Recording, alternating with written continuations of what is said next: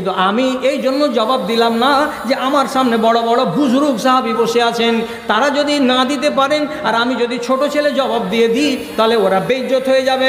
আমার যারা মুরব্বী, আমার যারা বুজুর্গ টাইপের লোক, তারা বেইজ্জত হয়ে যাবে। এই জন্য সেই ভয়ে আমি জবাব দিতে গেলাম না। এটা তো সামনে পরীক্ষা। আর আল্লাহ যেটা পরীক্ষা নেবেন এটা তো অন্তরের পরীক্ষা।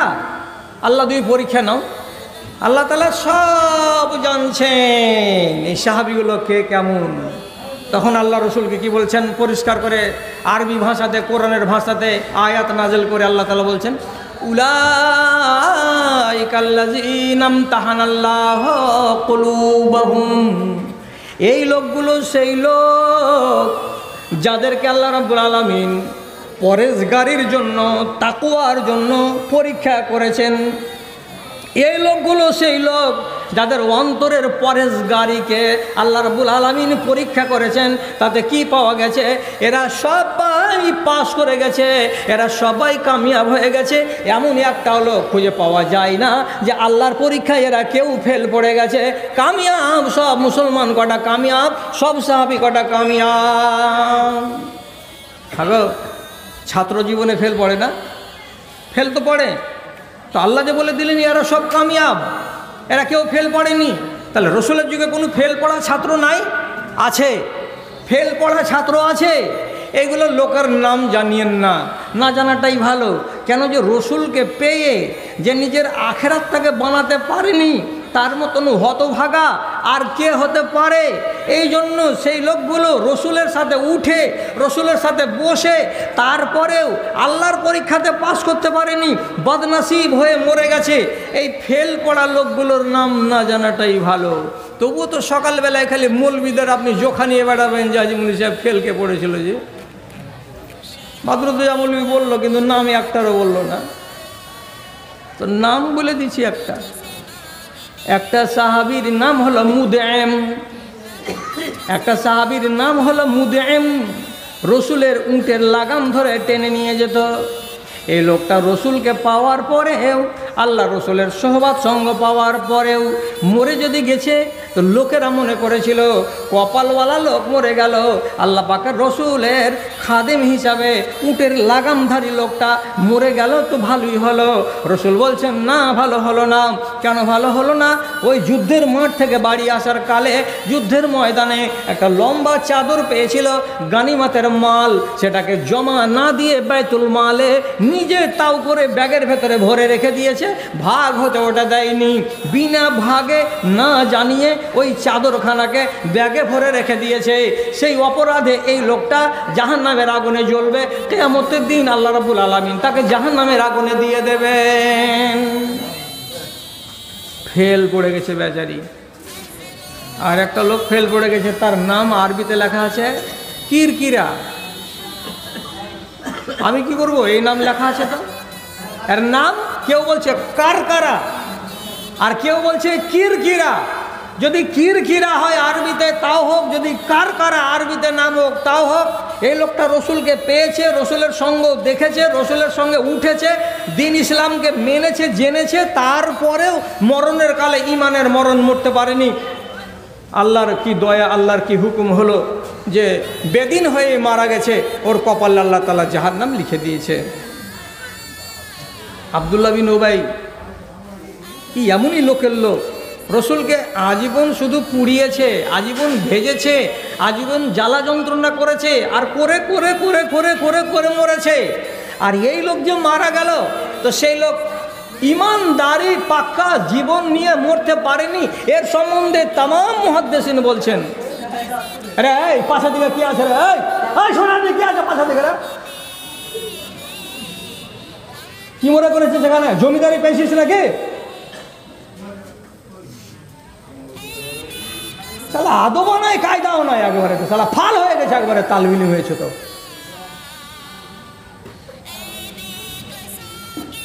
তিনটা নাম বললাম ফেল হওয়া সাহাবী, আর বাকিকে আজমাইশ করবেন।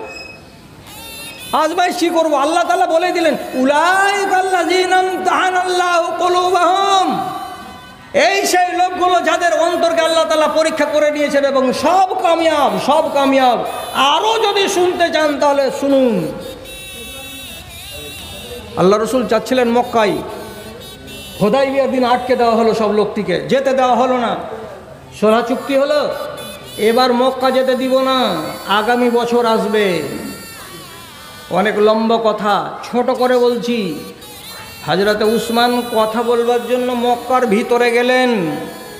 1 ঘন্টাতে কথা শেষ হওয়ার কথা, সেখানে কথা বলে শেষ করে আসছে, জোহর ঢিলা হয়ে যাচ্ছে, আসছেন না। কানে কি খবর গেল? খবর রটে গেল। কি বলে? হযরত উসমানকে শহীদ করে দেওয়া হয়েছে। হযরত উসমান জীবিত নাই। আল্লাহ পাকের নবী তাকে দূত হিসাবে পাঠিয়েছিলেন মুশরিকদের কাছে। ওরা সুযোগ বুঝে আল্লাহর নবীর দূতকে কতল করে দিয়েছে, মার্ডার করে দিয়েছে। এই কথাটা নবীর কানে খবর হিসাবে যেমনি পৌঁছে গেল, আল্লাহ রসুল দুঃখিত হলেন, আমার জামাই উসমানকে এরা দিনের বেলায় মার্ডার করে দিয়েছে, এটা হলো দূতকে মারাটা উচিত কাজ নয়। তখনই রসুল বললেন, একটি বাবুর গাছের তলায় দাঁড়িয়ে, ওরে আমার সাথীরা, এখানে যতজন লোক তোমরা আছো, সব কটি লোককে আমি ডেকে বলছি, এসো, এক এক এক এক করে এসো, তোমরা আমার হাতে হাত দাও আর দিয়ে বয়াত করো। এই কথা বলে বয়াত করো যে আমরা যতক্ষণ পর্যন্ত উসমানের বদলা না নিতে পারবো ততক্ষণ পর্যন্ত এখান থেকে আমরা কেউ যাব না। আমরা যতক্ষণ পর্যন্ত উসমানের হত্যার প্রতিশোধ না নিয়ে নেব ততক্ষণ পর্যন্ত আমরা এখান থেকে যাব না। আমাদের জান থাকা পর্যন্ত আমরা প্রতিশোধ না নিয়ে নড়ব না। এ কথার উপরে বয়াত করতে হবে। এই নাও, আমি আমার হাতখানা আগে বাড়িয়ে দিলাম, আমার হাতে হাত লাগাও আর বয়াত করো, হাত লাগাও আর বয়াত করো। লড়বে তো? হ্যাঁ লড়বো। হাত পড়তে লাগলো, এই রসুলের হাত, তারপরে এক সাহাবীর হাত, তারপরে আর এক হাত, তারপরে আর এক হাত। এবার হাত পড়ে, হাত উঁচু হয়ে যায়, আবার এটি সরে যায়, আবার হাত পড়ে, আবার হাত পড়ে, আবার হাত পড়ে, উঁচু হয়ে যায়, আবার সরে যায়। এই রকম করে হাতের উপরে হাত রেখে, হাতের উপরে হাত রেখে 1400 জন লোক এক এক এক করে রসুলের হাতে হাত দিয়ে বয়াত করে নিলেন। রসুল বলছেন, ইয়াদুল্লাহে ফাওকা আইদিহিম, তোমাদের হাতখানা নিচে আছে আর আল্লাহর হাত তোমাদের উপরে আছে। তার মানে নিচে আছে নবীর হাত আর উপরে আছে আল্লাহর হাত। এই 2 হাতের মাঝখানে যারা হাত রেখেছ, তোমরা বয়াত করলে খেজুর গাছের তলায়। এই লোকগুলো বয়াত করে রেখেছে। এমন সময় হযরত উসমানের খবর চলে এলো কি তিনি মারা যাননি, তাকে মারেনি। কথা চলতে চলতে, আলোচনা হতে হতে বেলা গড়িয়ে গেছে, দেরি হয়ে গেছে, আর মার্ডার হয়ে যাওয়াটা গুজব হিসাবে প্রমাণ হয়ে গেল। রসুলকে যুদ্ধ করতে হলো না, কিন্তু বয়াত তো হয়েছে লড়াই করব বলে, বয়াত তো হয়েছে যে রসুলের কথায় আমরা চলবো বলে। এই 1400 জন লোক সম্বন্ধে এর পরে আল্লাহ রাব্বুল আলামিন আসমান থেকে বিধান নাযিল করলেন নবীর উপরে। তখন নবী বলছেন আরেকদিন এই লোকটি সম্পর্কে, লা ইয়ামুসুন্নার মান বায়া তাহাতা শাজারাতে ইনশাআল্লাহ ওয়া ফি রাওয়ায়াতিন লা ইয়াদখুলুন নার। ওই 1400 জন লোক যারা খেজুর গাছের তলায় আমার হাতে হাত দিয়ে বয়াত করেছে, যারা আমার হাতে হাত দিয়ে প্রতিজ্ঞা করেছে, তাদেরকে আল্লাহ রাব্বুল আলামিন জাহান্নামের আগুনে দেবেন না ইনশাআল্লাহ। এর মানে হলো 1400 জন লোক সম্বন্ধে নবীজি বললেন সবটি জান্নাতি, সবটি জান্নাতি, এরা সবাই পাস করে গেছে। কে ফেল পড়লো? উলাইকাল্লাযীনা ইমতাহানাল্লাহু কুলুবাহুম, আল্লাহ এদেরকে বিভিন্নভাবে আজমাইশ করেছেন। 1000টা লোকের মোকাবেলাতে 313 জন লোক বদরের মাঠে এলো, জিতে গেল। তো সেদিনকে কঠিন দিন ছিল না? এত সাংঘাতিক দিন যে 313কে যদি আপনি গুণ লাগান তো তাহলে দেখা যাবে 1000-এর মোকাবিলাতে 313 মানে একটা মুশরিকের মোকাবিলাতে, একজন মুমিনের মোকাবিলাতে 3টা মুশরিক, 3টা মুশরিককে একটা মুমিন মোকাবিলা করে পারবে? একটা আমি 3টা মানুষকে কি আমি মোকাবিলা করে পারবো? এইরকম আজমাইশের জায়গাতে 313 জন সাহাবী একদম অদম্য মনোভাব নিয়ে, জেদ নিয়ে, পণ নিয়ে দাঁড়িয়ে দাঁড়িয়ে লড়াই করে জিতে গেছে। আল্লাহ পাকের রসুল তাদের উপরে কত খুশি হলেন, আল্লাহ তাআলা আসমান থেকে তাদের উপরে কত খুশি হলেন। তারা পাস করলো না ফেল করলো, এই সম্বন্ধে যদি আপনাকে জানতে যাওয়া যায়, কোরআন মাজিদে রব্বুল আলামিন এক সাহাবী সম্বন্ধে বলছেন, বদরের যুদ্ধে অংশগ্রহণকারী সাহাবী একটা চিঠি লিখে দিয়েছিল উহুদ যুদ্ধের আগে আগে মক্কা নগরীতে, ওর পরিবার ওর বংশের লোকেদের নামে। খারাপ কথা কিছু লেখেনি। কি লিখেছিল? রসুল প্রস্তুতি নিচ্ছেন, তোমরা প্রস্তুতি নাও, দরকার হতে গেলে মুখামুখি লড়াই হয়ে যাবে, আমরা আল্লাহ রসুলের পেছনে এত শক্তিশালী লোক আছি। কি এমন বড় কথা? তো যেহেতু আমরা নিজের শক্তির পরিচয় দিয়ে দিলাম, চিঠিখানা চলে গেল মক্কাতে। এই চিঠি লিখেছিল কে? বদরের যুদ্ধে অংশগ্রহণকারী এক সাহাবী, তার নাম হাতিব ইবনে আবি বালতা। রসুলকে কানে কানে খবর দিয়ে দেওয়া হলো, জিবরিল এসে বলে দিলেন, আপনার ঘরের খবর মক্কা চলে যাচ্ছে, জলদি আটকান। কে নিয়ে যাচ্ছে? একটা বুড়ি মেয়ে লোক, চুলের ঝুঁটিতে চিঠিখানাকে ভরে চুলটাকে বেঁধে নিয়ে মাথায় কাপড় ঢেকে দিয়ে উটের পিঠে চড়ে চলে যাচ্ছে, যাতে কেউ ধরতে না পারে। আল্লাহ রসুল জেনে নিলেন, সাথে সাথে আলীকে তাড়লেন, যাও যাও যাও যাও, উটকে তাড়িয়ে তাড়িয়ে, ঘোড়াকে তাড়িয়ে যাও। ওই মেয়ে ছেলেটি এখান থেকে 50 কিলোমিটার দূরে খাখ বলে একটা ময়দান আছে, সেই খাখ নামের বাগানে ময়দানে ওই মেয়ে ছেলেটিকে পাওয়া যাবে, ওর কাছে চিঠি আছে, চিঠি বের করে নিয়ে এসো। হযরত আলী এসে বলছেন, এই বেট ছেলে, চিঠিখান দাও। চট করে বলছে, কিসের কথা কইছো জি? বলছে, আরে তোমার কাছে চিঠি আছে, এখানটা চিঠিখানা দাও। ছি, বাপ কালামে কোন কথা শুনিনি, আরে এমন কথা কইতে, চিঠি আমি কোনটা পাবো? চিঠি দিবি না কাপড় নামাবো? রসুল মিথ্যা হয় না, রসুল ঝুটা কথা বলেন না। আল্লাহ রসুলের চরিত্র এটা নয়। নবীর মুখ থেকে বেরিয়ে গেছে, একটা কিসিনি বেটি ছেলের গায়ে আছে, তার চুলের ঝুটির কাছে বা তার শরীরে কোনো জায়গায় আছে। তোমার নাম দেয়নি, বেটি ছেলে বলে দিয়েছে, আর জায়গার নাম বলে দিয়েছে রওজায়ে খাখ। এই জায়গাতে তোমাকে পেয়েছি, তোমার কাছেই চিঠি আছে, বের করে দাও, নাহলে আমি জোর করে তোমার শরীরটাকে চেক করে করে দেখব কোথায় চিঠি লুকানো আছে। যখন দেখলো একে তো পারা যাবে না, এই জুয়ান ছেলে, গায়ে যদি হাত দিয়ে দেয়, জোর করে যদি এখান থেকে সেখানে হাত ঢুকিয়ে দেয়, বড় বেইজ্জতি হয়ে যাবে। তখন বেটি ছেলেটা নিজে কি করলো, উঠ থেকে নেমে গিয়ে চুলের ঝুঁটিটাকে খুলে দিয়ে ভেতর হবে না, রসুলের হযরত উমরের তরবারি বেরিয়ে গেছে ওকে কতল করার জন্য, আর এই তরবারিকে দেখা মাত্রই আল্লাহ রসুল এমনি করে থামিয়ে দিয়ে বলছেন, এই থাও, কথা বলিও না, কথা বলিও না, আর বেশি কথা বলিও না। কেন?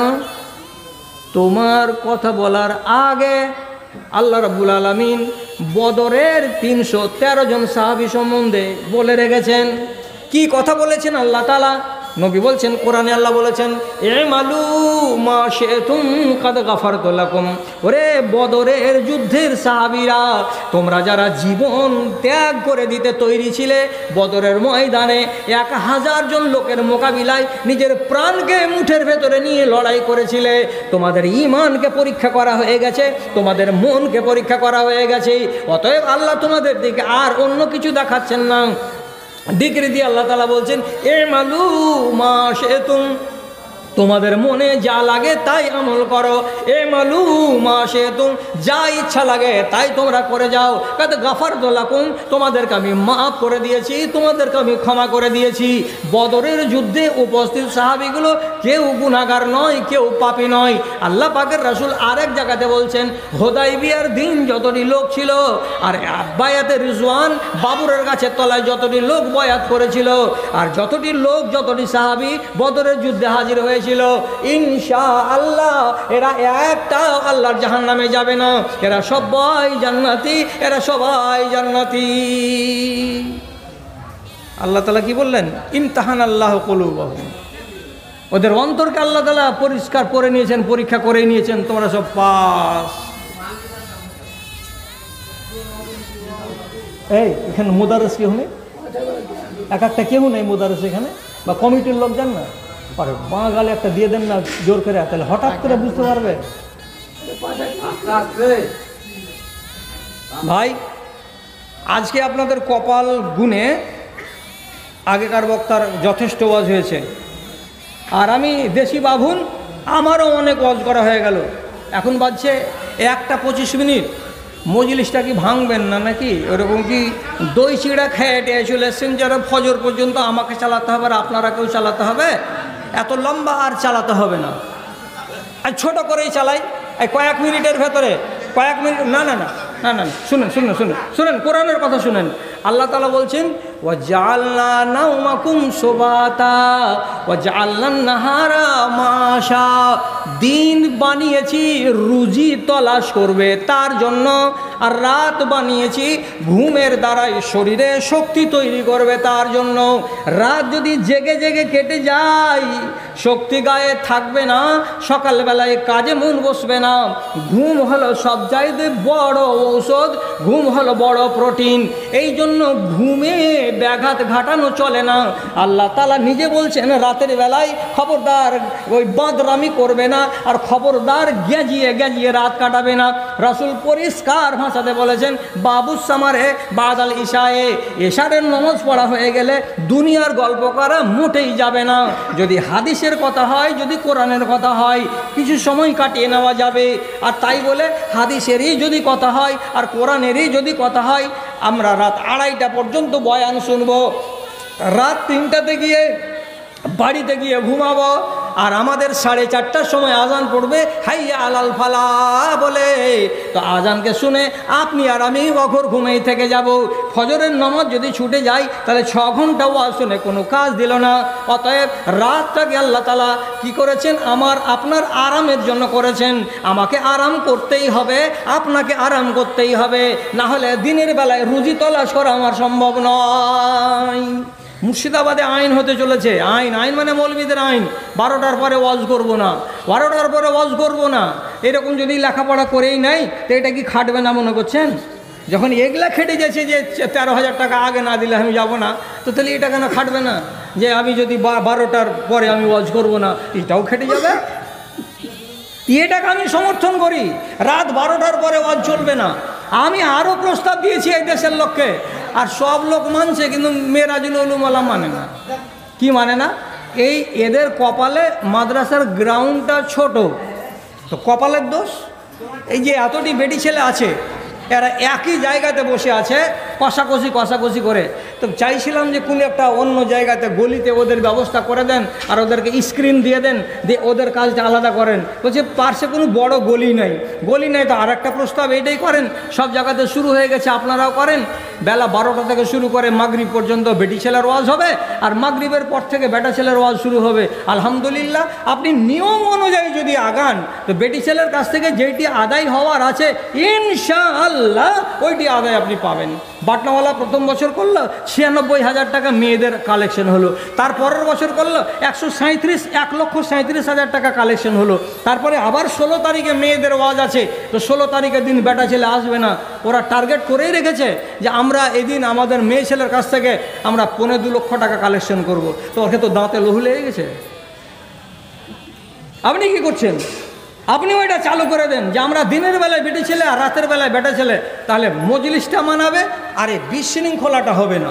যা কথা বলছিলাম, হবে নাকি না হবে সেটা আপনাদের ব্যাপার। আমি বুড়িয়ে গেছি, আর আমি আর আসবো না বারে যে আমাকে ওগুলো পোহাইতে হবে। যাই হোক, তো কথাটা কি বলছিলাম, আল্লাহ বিভিন্নভাবে পরীক্ষা করেছেন এক একটা বেটা ছেলেকে আর এক একটা বেটি ছেলেকে। জান হাতেলি, হাতের উপরে জান আছে, জানে গোটা মক্কার লোক যে নবীকে এবার ঘেরবে, আর ঘেরার কথা হয়েও গেছে। রসুল জেনেও নিয়েছেন, আর জেনে নিয়ে আবু বকরকে বলেও দিয়েছেন। তিনি স্বপ্নের কথা রসুল গিয়ে বললেন আবু বকরকে, উরি তো দারা হিজরাতেকুম বাইনা লাবাতাইল মাদিনাতে, হে আবু বকর, আমাদের হিজরতের জায়গা আল্লাহ তাআলা আমাকে রাতের বেলায় দেখিয়ে দিয়েছেন, উটটা তৈরি করে জলদি আমরা দুজন বেরিয়ে যাব। স্বপ্নে দেখালেন আল্লাহ, মদিনার দৃশ্য স্বপ্নে দেখালেন। এবার রসুলের কথা অনুযায়ী আবু বকর উট তৈরি করে দিয়েছেন। পরের দিন গিয়ে রাতের বেলায় আল্লাহ রসুল বাড়ি থেকে বেরিয়ে গেলেন, আর বেরিয়ে যাওয়ার টাইমে ওই বিছানটাতে শুইয়ে দিয়ে গেলেন কাকে? তো হযরত আলীকে। আলীর ভিতরটা কি এরকম করবে না? হাগো, রসুলের উপরে চড়াই হবে গোটা মক্কা, আর ওই জায়গাটাতে একসঙ্গে 10খানা তরবারি পড়বে রসুলের বিছানাকে টার্গেট করে। আর সেই জায়গাতে রসুল কি ফয়সালা করলেন? তুমি আমার ঘরে ঘুমাবে, আর আমি বাড়ি থেকে বেরিয়ে যাব। রসুল এক মুঠ ধুলাতে ফুঁক দিয়ে ছিটিয়ে দিলেন দুশ্মনের দিকে, কেউ টের পেল না। আবু বকরকে সাথে করে আল্লাহ রসুল বেরিয়ে গেলেন উল্টো দিকে। উল্টো দিকে, মদিনা আছে উত্তর দিকে, তো সোজা উত্তরে না বেরিয়ে মক্কা থেকে দক্ষিণ দিকে বের হলেন দুশ্মনকে বোকা বানাবার জন্য। তোরা এদিকে ঢুকবি তো, এদিকে গেছে, আমরা ওদিকে যাইনি, আমরা এদিকে গেছি। চলে গেলেন গাড়ে শহরে, ফজর হওয়ার আগে আগে এদিকে বাড়ি ঘেরাও, আর হই হাল্লা, তরবারির আওয়াজ, এই আর সেই, হুঙ্কার আর ঝঙ্কার চারিদিক থেকে উঠে আসছে।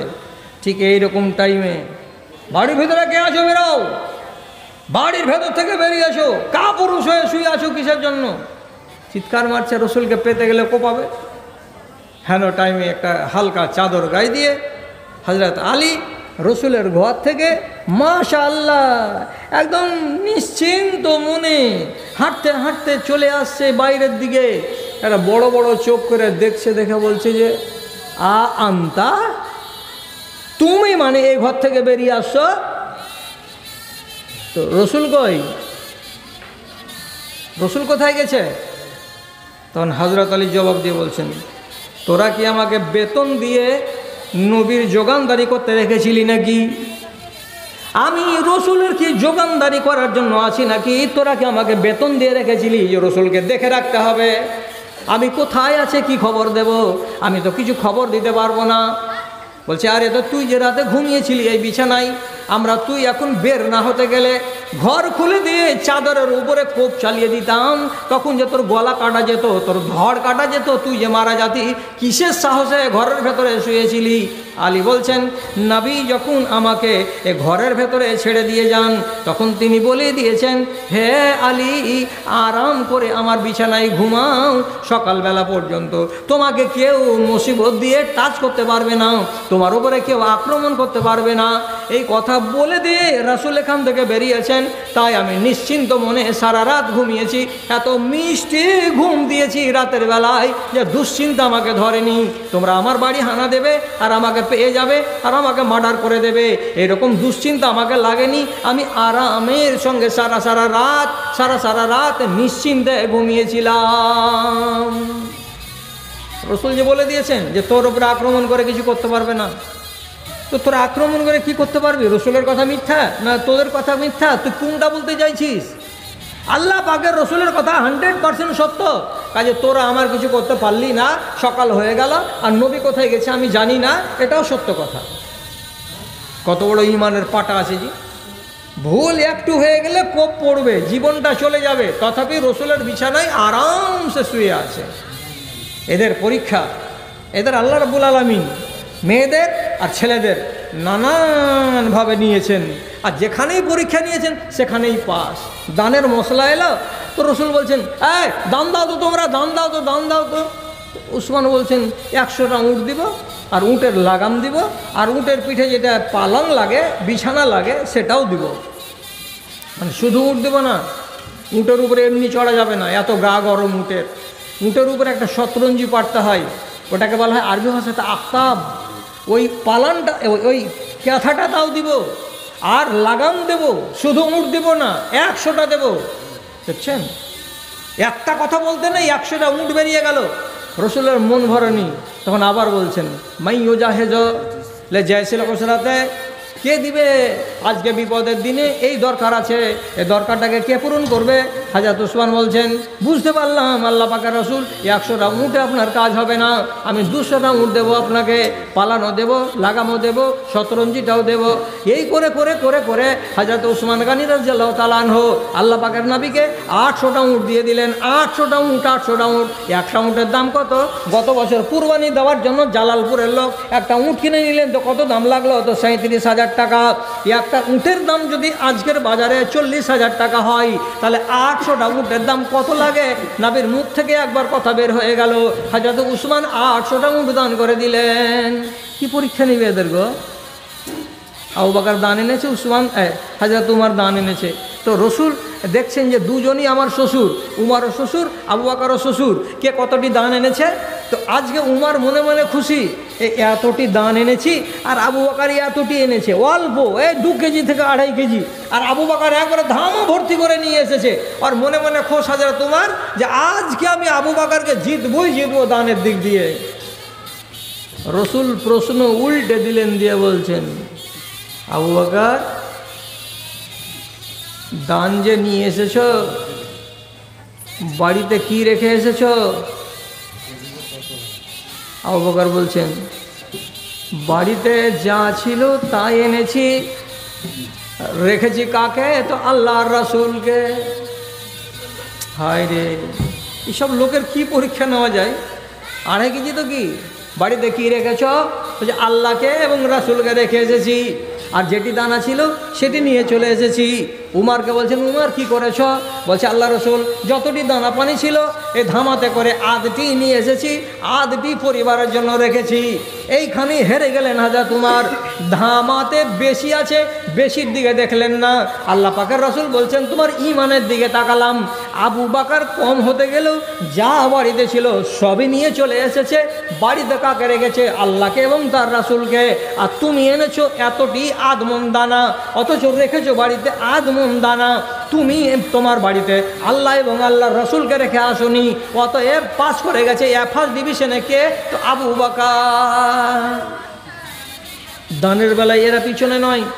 তাহলে কেন আল্লাহ তাআলা বলবেন না এই আয়াতটা যে আমি এদের অন্তরকে আজমাইশ করেছি আর সবকে দেখেছি যে এরা পাস, কেউ একটা ফেল পড়ে না। এ মজলিসে 200 জন লোক আছে, এটি কয়টা ফেল পড়ে আর কয়টা পাস করে? 20 টাকাটা টাকা দেন, দিয়ে বাড়ি যান। আর 2 জন দিবেন 500 টাকা, আর 10 জন দিবেন 100 টাকা। হ্যাঁ দেন, 2 জন 500 টাকা আর 10 জন 100 টাকা, আর দিয়ে বাড়ি যান। একজন দিলে 200 টাকা। আলহামদুলিল্লাহ। খালাগে 10 টাকা গেলে দে, বেশি লিব না। কিছু থুয়ে